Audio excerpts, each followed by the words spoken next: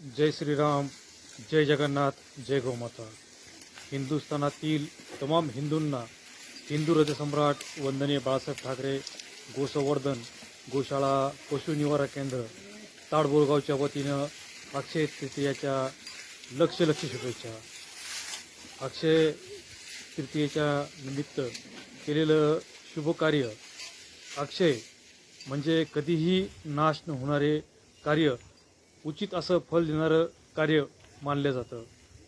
यामुळं या दिनी विशेषतः गोशाळेतील गोसंगोपनासाठी गोसंवर्धनासाठी चारा निवाऱ्यासाठी आपण दिलेलं दान आयुष्यभर सकारात्मक परिणाम देणारं ठरतं असे शास्त्र मानते।